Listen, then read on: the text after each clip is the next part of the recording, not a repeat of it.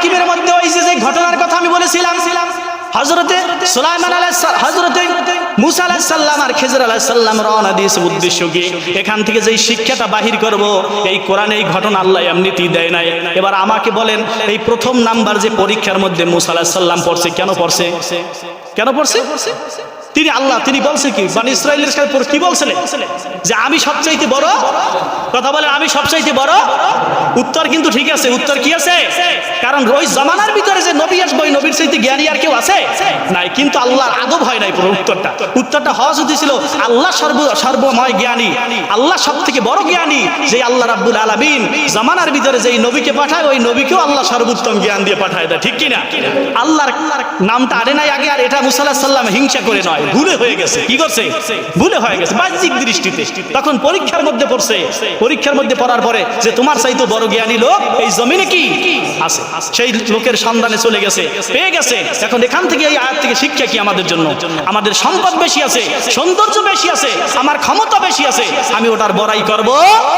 আমাকে যদি কেউ বলে যে আলহামদুলিল্লাহ তুমি তো সম্পদের মালিক, আলহামদুলিল্লাহ, আল্লাহ পৃথিবীর আল্লাহু গনিয়্যুন ওয়া আনতুমুল ফুকারা, আল্লাহ হচ্ছেন সর্বময় ক্ষমতায় সম্পদওয়ালা ধনী, আল্লাহু গনিয়্যুন, আল্লাহ হচ্ছেন ধনী, ওয়া আনতুমুল ফুকারা, আর দুনিয়ার সব মানুষ কি ফকির, দুনিয়ার সব মানুষ ফকির, আল্লাহ হচ্ছেন একেবারে সম্পদওয়ালা। আপনি যখন ওই নিষ্পত্তিটা দিবেন, আপনার যদি বলে যে আলহামদুলিল্লাহ, আপনি তো মানুষ তো আপনার উপরে খুশি, আপনার ইলম আছে, আলহামদুলিল্লাহ যে আল্লাহ পাক তার গোলামকে কোরআনের ইলম দান করছেন, শুকরটা কার? আল্লাহ। এই জন্য সর্ব অবস্থায় আমার ক্ষমতা আছে, আলহামদুলিল্লাহ, আল্লাহ পাক সর্ব ক্ষমতার মালিক, যে আল্লাহ আমাকে তার নেতৃত্ব দান করছে, কিছু ক্ষমতা দান করছে, প্রশংসা করতে হবে কার? আল্লাহ পাকের প্রশংসা করতে। এটা শিক্ষা হলো আমাদের মুসা আলাইহিস সালামের এই আয়াত থেকে কি শিক্ষা? এবার দ্বিতীয় নম্বর শিক্ষা এখান থেকে কি বাহির হবে? যখন তারা একসাথে চলে গেল, হযরত খিজর আলাইহিস সালাম বলে আমার সাথে আপনাকে নেওয়া যাবে না। সংক্ষেপ কথা এই জুমায় শেষ করে দেব, সামনের জুমা হযরত হুসাইন রাদিয়াল্লাহু তাআলা আনহুর শাহাদাতের ঘটনা, ঠিক কি না? মুহররম মাস বলতেছে, এগুলো তো জানে, এজন্য এই ঘটনা দিয়ে আলোচনা করতেছে। যাই হোক আমার বাবা, এবার হযরত খিজর আলাইহিস সালাম কমিটমেন্ট দিলেন যে আমাকে প্রশ্ন করা যাবে না, কিন্তু মুসা আলাইহিস সালাম যখন রওনা দিলেন, প্রথম নাম্বার যে প্রশ্ন রাখল আল্লাহ পাক তার কালামে হাকিমের মধ্যে জানায় দেয়, ফান্তালাকা হাত্তা ইযা রাকিবা ফি সাফিনাতি খারাকাহা, ফান্তালাকা পথ চলা শুরু করলে, হাত্তা অতবার ইজা যখন রাকিবা ফি সাফিনাতি খারাকাহা, যখন নৌকার ভিতর আরোহণ করছে, গত জুমায় বলছি না, আগের জুমায় বলছি নাকি, যখন নৌকার ভিতর আরোহণ করছে, এখন সংক্ষিপ্ত কথা যেহেতু আগে বলছি, নৌকার ভিতরে আরোহণ করার পর একটা বুঝ আসছে তার ভিতরে, একটু জ্ঞানের মাধুর্যতা খুলছে। ওই যে সমুদ্রের থেকে কি পানি পান করছে? চড়ুই পাখি। কি পানি? জোরে বলে। এবার সুলাইমান খিজর আলাইহিস সালাম বললেন যে এই চড়ুই পাখির ঠোঁটের ভিতরে যতটুকু পানি আছে, তুমি মুসা যে যত জ্ঞানী মনে করো, তোমার জ্ঞান আর আমার জ্ঞান এতটুকু, আর সমুদ্রের সমপরিমাণ জ্ঞান কার? জোরে বলেন, সমুদ্রের সমপরিমাণ পানির জ্ঞান কার? আর এটা কোনোদিন শেষ হবে না, এটা কোনোদিন শেষ, সমুদ্রের পানি যেমন কেউ শেষ করতে পারবে না, এই আল্লাহর জ্ঞানও কোনোদিন কেউ শেষ করতে পারবে না। এটা হলো প্রথম নাম্বার। কিন্তু কথা ছিল প্রশ্ন করতে পারবে না। মুসা আলাইহিস সালাম কি কথা ছিল? প্রশ্ন করতে পারবে। হযরত খিজর আলাইহিস সালাম এই কথাই বললেন, ক্বালা খারাকতাহা লিতুগরিকা আহলাহা লাকাদ জিইতা শাইআন ইমরা। আপনি নৌকাকে ফুটো করে দিয়েছেন কেন? এই যে নৌকার ভিতরে বিচরণকারী মানুষগুলোকে আপনি হত্যা করতে চান এই সমুদ্রের মধ্যে, এজন্য কি নৌকা ফুটো করে দিয়েছেন? এই প্রশ্ন করছে না? এই প্রশ্ন করার পরে হযরত খিজর আলাইহিস সালাম কি জবাবটা দিলেন? ক্বালা আলাম আকুল ইন্নাকা লান তাসতাতিয়া মাইয়া সাবরা। আমি পূর্বে বলেছি আমাকে যে জ্ঞান দেওয়া হয়েছে ওই জ্ঞান তোমাকে দেওয়া হয় নাই। সাবরা, আমার কাজের উপরে তুমি ধৈর্য ধারণ করতে পারবা না। এবার অনুনয় বিনয় করলো যে না ঠিক আছে, আমার ভুলবশত একটা প্রশ্ন আপনাকে করে বলছি, আর প্রশ্ন কি করব না। দ্বিতীয় নম্বরে ফাংতালাক আবার সরা শুরু করলো, হাত্তা ইজা লাকিয়ালা গোলামান, যখন একদল বালকের কাছে চলে গেল। বালকের কাছে যাওয়ার পর ওই যে সুন্দর সুশ্রী বালকটাকে ধরে নিয়ে হযরত খিজর আলাইহিস সালাম জবাই করে দিয়েছে। এবার হযরত মুসা আলাইহিস সালামের মেজাজ তো আরো বেশি গরম, কারণ হলো এই সন্তানটা কাউকে হত্যা করে নাই, কোনো গুনাহ করে নাই, যার আমলনামার ভিতরে কোনো গুনাহ নাই, জাকিয়াতান মানে পবিত্র একটা শিশু সন্তান, যার কোনো গুনাহ নাই, এই সন্তানটাকে বিনা কারণে হত্যা করে দিয়েছে, এই কথা মানা যায় না, ঠিক কি না? কিন্তু প্রশ্ন করা যাইবে না। হযরত খিজর আলাইহিস সালাম বললেন যে প্রশ্ন করা যাইবে না। লাকাদ জিইতা শাইআন নুকরা, আপনি যে সন্তানটাকে হত্যা করেছেন করেছেন, এই সন্তানটাকে যে আপনি হত্যা করেছেন, এটা মোটেও ভালো কাজ করেন নাই, এটা সর্বোত্তম জুলুম কাজ আপনি তার উপরে করেছেন। নাউজুবিল্লাহ বলবেন না? কারণ হলো আপনি ওর জ্ঞানের মাত্রা যতটুকু, আপনি যেই বিষয়ে জ্ঞান নাই ওই বিষয়ে তো প্রশ্ন চলেই আসবে, ঠিক কিনা?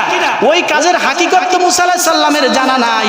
এবার আল্লাহ হযরত খিজর আলাইহিস সালাম বললেন, ক্বালা আলাম আকুল লাকা ইন্নাকা লান তাসতাতিয়া মাইয়া সাবরা, তোমাকে পূর্বে বলেছি আমার সাথে ধৈর্য ধারণ করতে পারবে না, চলতে পারবে না। এবার মুসা আলাইহিস সালাম কি বলল? ক্বালা ইন সাআলতুকা আন শাইইন বাদাহা ফালা তুসাহিবনি قد بلغت من لدني عذرا قال إن سألتك, একটা প্রশ্ন এইবার আমি আপনার সাথে কমিটমেন্ট করতেছি, প্রতিজ্ঞা করতেছি, দ্বিতীয়বার যদি কোনো প্রশ্ন করি তাহলে আপনি আর আমাকে আপনার সাথে রাখবেন না, সাথে রাখবেন না। কথা বুঝতেছেন? এরপর আবার পথ চলা শুরু করলো। ফাংতালাকা, যখন পথ চলা শুরু করলো, হাত্তা ওয়াতবারি যা, যখন আতায়া আহালু ক্বরিয়াতিন ইসতাতআমা আহলাহা ফাআবাউ আইয়ুদাইফুহুমা ফাওয়াজাদা ফিহা জিদারান ইউরিদু আইয়ানকাদ্দা ফাআকামাহু ক্বালা লাউ শি'তা লাত্তাখাযতা আলাইহি আজরা। জোরে বলেন আল্লাহু আকবার। হযরত খিজর আলাইহিস সালাম এইবার বললেন, ফাংতালাকা, পথ চলা শুরু করলো। হাত্তা ওয়াতবার ইজা, যখন আতায়া আহলা, যখন অধিবাসীর কাছে পৌঁছাইলো, করিয়াতিন, কোনো একটা অধিবাসীর ওই এলাকার ভিতরে ঢুকে গেল। এরপর এলাকার ভিতরে ঢুকে যাওয়ার পর ইস্তাতমা, তাদের কাছে কিছু খাদ্য চেয়েছিলেন হযরত খিজর আলাইহিস সালাম। হযরত মুসা আলাইহিস সালাম দীর্ঘ পথ চলার পরে একটা গ্রামের ভিতরে ঢুকে গেলেন। যাওয়ার পরে কিছু খাবার চাইছিলেন, কিন্তু ওই গ্রামের মানুষ ছিল কৃপণ, কার্পণ্যতার। এরপর কাউকে খাবার দিল না, বরং তাদেরকে দুর্ব্যবহার করে এই দুই নবীকে তাড়ায় দিয়েছে। জোরে বলেন নাউজুবিল্লাহ। এত আচরণ খারাপ করছে। খারাপ করার পরে কি করতেছে? হযরত খিজর আলাইহিস সালাম কিছুদিন যাওয়ার পরে দেখছে একটা দেয়াল ভেঙে পড়ে আছে। কি পড়ে আছে? দেয়াল ভেঙে পড়ে আছে। এরপর বলে, ধরো আমার সাথে কাজ করো। দীর্ঘ সময় কাজ করার পর এবার মুসা আলাইহিস সালাম বলে, এটা কোনো কথা? এই সমাজের লোকগুলো আমাদেরকে দূর করে তাড়াই দিল, খাবার দিতে অস্বীকার করলো, খাবার তো দেয় নেই, এরপর ভালো ব্যবহার করে নেই। এরপর আপনি ওই অধিবাসীদের জন্য এই দেয়াল উঠাই দিয়েছেন। আবার দেয়াল উঠাই দিয়েছেন, কিন্তু আপনি তো পারিশ্রমিক নিতে পারতেন। মুফাসসিরে কেরাম লেখেন, যেহেতু পারিশ্রমিকের কথাটা মুসা আলাইহিস সালাম বলেছেন, তাহলে দীর্ঘ সময় পরিশ্রম করছে। কারণ হলো অল্প পরিশ্রম করলে পারিশ্রম অনেকেই চায় না। রাস্তা থেকে একটা ইট সরাই দিলে কেউ পরিশ্রম চাইবে নাকি? দীর্ঘ সময় পরিশ্রম করার পরে এরপর মুসা আলাইহিস সালাম বলে, আপনি তো পারিশ্রমিক নিতে পারতেন। যখন প্রশ্ন করে ফেলছে, আবার প্রশ্ন করে ফেলছে। এরপর হযরতে খিজর আলাইহিস সালাম আগে বলছে, ক্বালা আলাম আকুল লাকা ইন্নাকা লান তাসতাতিয়া মাইয়া সাবরা, তুমি ধৈর্য ধারণ করতে পারবা না। কিন্তু এইবার আর ওই কথা বলে নাই। এইবার কি কথা বলছে? আল্লাহ রাব্বুল আলামিনের কোরআন সেই কথা বলেছে। আল্লাহ রাব্বুল আলামিন কোরআন বলেন, ক্বালা হাযা ফিরাকু বাইনি ওয়া বাইনিক, ক্বালা হাযা ফিরাকু বাইনি ওয়া বাইনিক, তোমার আর আমার এখান থেকে পৃথক হয়ে যাও। তুমি যে কমিটমেন্ট দিছো একটু আগে, যে এরপর প্রশ্ন যদি আমি করি তাহলে আমাকে কি করবেন? আপনি তারাই দেবেন, আপনার সাথে আমাকে আর কি করবেন না, নিবেন না। এই কথাই চূড়ান্ত, এখন আর আমার সাথে যেতে পারবা না। কিন্তু কথা হলো হযরতে সাউনাব্বিউকা বিতাউইলি, তুমি যে প্রশ্নগুলো করছো ওই প্রশ্নের তাউইল, ওই প্রশ্নের ব্যাখ্যা, ওই হাকিকতের ব্যাখ্যাটা তুমি শুনে যাও। এবার আমি তোমাকে সর্বপ্রথম এই যে তিনটা তুমি যে আমাকে প্রশ্ন করলা, না জেনে আমার উপরে প্রশ্ন করছো, এই প্রশ্নগুলোর ব্যাখ্যা আমি খিজর আলাইহিস সালাম তোমাকে শুনাইতে চাই। প্রথম নাম্বার প্রশ্ন করছো, কি করছো?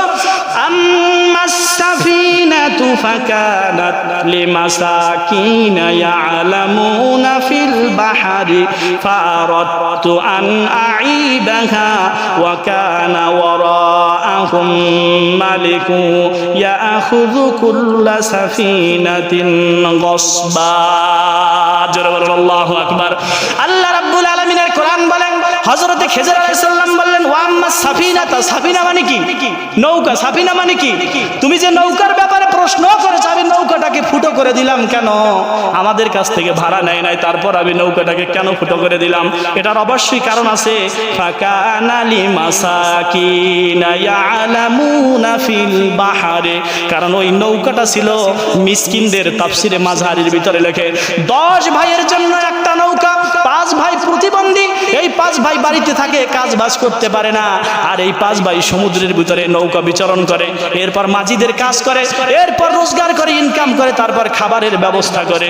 এই অসহায় মানুষগুলার এই নৌকাটা ছিল ইয়ালামা ফিল বাহরি ফারাতু আইনাহা ওয়া কানা ওয়ারাহুম মালিকুন। মালিকুন মানে হলো বাদশা। এই সমাজের ভিতরে অত্যাচারী স্বৈরাচারী বাদশার লোক আসতেছে, রাজপ্রহরী আসতেছে, ওরা যখন এই নৌকাটা, নতুন নৌকাটা দেখতে পাবে, এই নৌকাটা আর রেখে দেবে না, ওই মাঝি মাল্লাদেরকে ওদেরকে পিটাইয়া তাড়াইয়া দিয়ে তারপর নৌকা দখল করে নিয়ে যাবে। নাউজুবিল্লাহ। কথা বুঝতেছেন? আমি যদি নৌকাটা ছোট একটা ফুটা করছি, ওরা কি ওরা মাঝির কাজ করে, ওরা নৌকার বিষয় বোঝে, অতটুকু একটু ঠিক করে নিলেই হবে। ওরা যখন নৌকাটা ফুটা দেখবে তখন আর কি করবে না, ওই নৌকা আর নিবে না। যখন নৌকাটা ভালো থাকতো ওই নৌকাটা রাখতো না, ওদের কাছ থেকে ছিনাই নিয়ে যেত এই বাদশার লোকেরা। তাহলে এবার বলো এই কাজটাকে আমি খারাপ করছি না ভালো করছি? জোরে বলে। আমি যদি এই ছোট্ট ফুটাটা না করতাম তাহলে ওর জীবিকা নির্বাহই বন্ধ হয়ে যেত। এজন্য ভালো করছে। এজন্য আয়াতে শিক্ষা কি? শিক্ষা হলো এটা, বড় কোনো ক্ষতির থেকে বাঁচার জন্য ছোট যদি কিছু ক্ষতিও হয় সেটা আপনাকে আমাকে মেনে নিতে হবে। জোরে বলেন ঠিক কিনা? ছোট কোনো ক্ষতি দ্বারা যদি কোনো প্রতিবেশীকে আপনি বাঁচাইতে পারেন বড় ক্ষতির থেকে, তাহলে আপনাকে ওই ছোট ক্ষতিটা করতে হবে। তার কারণ হলো ডাক্তার যখন ক্যান্সার হয়েছে, পায়ে ক্যান্সার যখন হয়, এখন পাও কেটে ফেলবে না রাখবে? এখন যদি বলে যে না পাও কাটলে তো আর হাঁটতে পারবো না, এখন এই ক্যান্সারের জার্ম তো শরীরে ঢুকে যাবে, ঠিক কিনা? এখন এই সামান্য মানে এই বড় ক্ষতির থেকে দেহকে বাঁচানোর জন্য এই ছোট ক্ষতিটা মেনে লাগবে। তার পাও কেটে তারপর কি করা লাগবে? ফেলে দেওয়া লাগবে। এই ছোট ক্ষতিটা তার কি করা লাগবে? মানা লাগবে। এজন্য বোঝা গেল এই আয়াত থেকে শিক্ষা হলো বড় কোনো ক্ষতির থেকে বাঁচানোর জন্য আপনার প্রতিবেশী যদি অল্প ছোট ক্ষতিও হয় সেটা আপনার করা ঠিক আছে, এবং আপনার নিজেরও বড় কোনো ক্ষতির থেকে বাঁচার জন্য যদি ছোট কোনো ক্ষতি হয় সেটা আপনার করা কি আছে? জায়েজ আছে। কথা মনে থাকবে ইনশাআল্লাহ। এটা হলো এই আয়াতের শিক্ষা। কথা মনে থাকবে ইনশাআল্লাহ। এই ঘটনাগুলো এমনিতেই আসে নাই, প্রত্যেকটা আয়াত থেকে শিক্ষা আছে, আপনার মিলাবে। এরপর দ্বিতীয় নম্বরে হযরত খিজর আলাইহিস সালাম দ্বিতীয় নম্বরে বললেন ওয়া আম্মাল গুলামু ফাকানা আবাওয়াহু মুমিনাইনি ফাখাশিনা আইয়ারহিকাহুমা যুগয়ানা ওয়া কুফরা। ওয়া আম্মাল গুলাম, ওই যে তুমি যে সন্তানটাকে হত্যা করছো, মুসা আলাইহিস সালাম বলে বুঝলাম এইটা তো ঠিক আছে, কিন্তু আপনি যে একটা বাচ্চা ছেলেকে হত্যা করছেন বিনা কারণে, ওইটার কারণটা জবে করে দিলেন।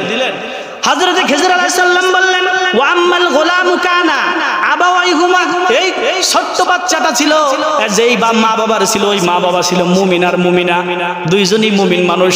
কিন্তু এই সন্তানটা যখন বড় হবে এই সন্তানটা কুফরের পথে ধাবিত হবে, কাফের হয়ে যাবে। শুধু কাফের হবে না, ওর মা বাবাকেও কুফরি করতে বাধ্য করবে। জোরে বলেন নাউজুবিল্লাহ। ওর মা বাবাকে পর্যন্ত কুফরি করাইবে।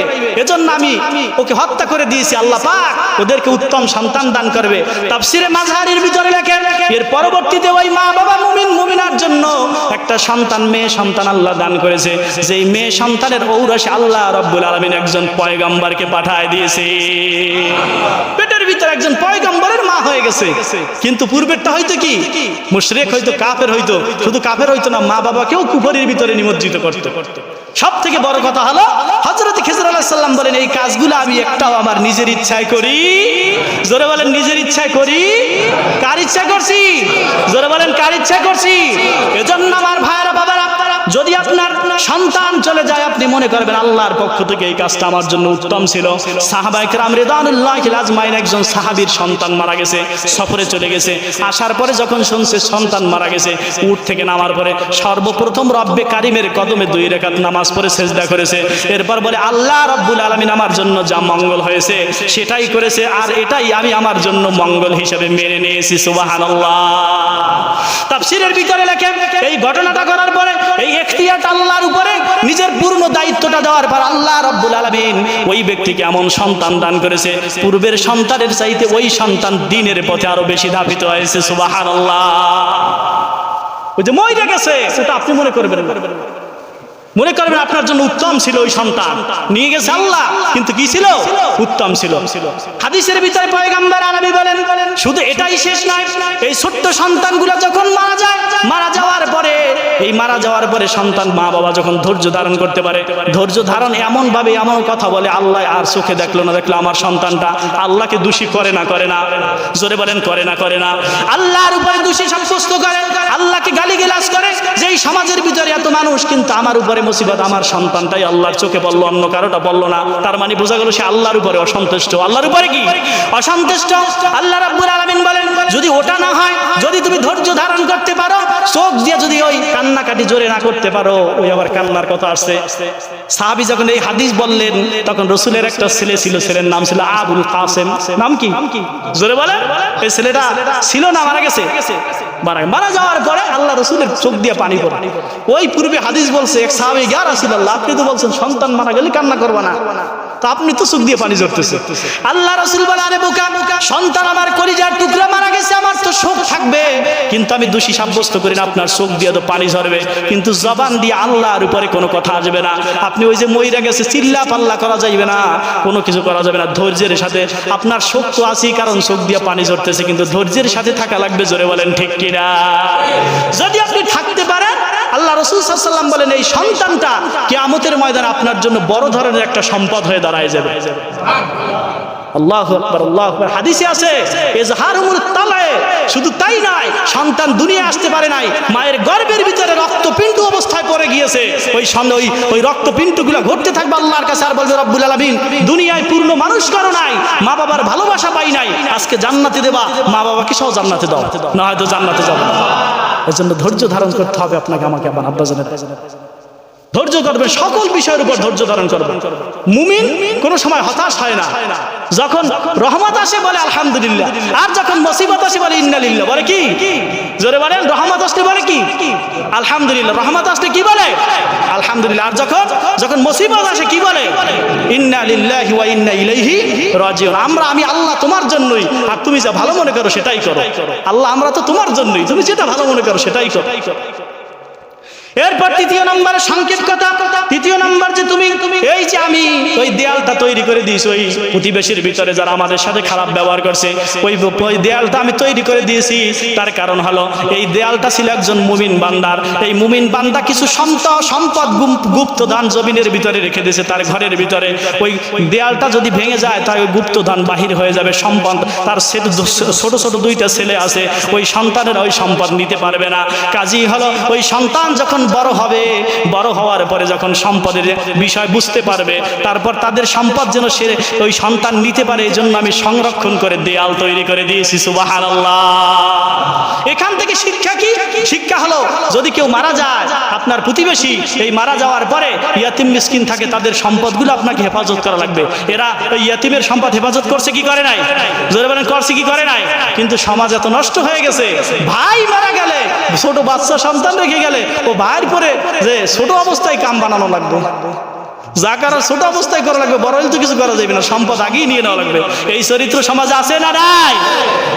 আমার ভাইয়েরা, আমার বাবারা, এজন্য আমাদেরকে বাস্তবের থেকে আল্লাহ পাক রব্বুল আলামিন, দ্রুত কথা বলেছি, অনেক সময় তো কম, এজন্য এই জুমা শেষ করে দিম। আল্লাহ পাক রব্বুল আলামিন এই কথাগুলো আমল করার মতো তৌফিক আমাদেরকে দান করুন। সকলে বলুন আল্লাহুম্মা আমিন। আখিরে দাওয়ানা আলহামদুলিল্লাহি রাব্বিল আলামিন। যারা কবলাল জুমা আদায় করেনি সেদিকে কবলাল জুমা আদায় করেনি, নামাজের পরে কবলাল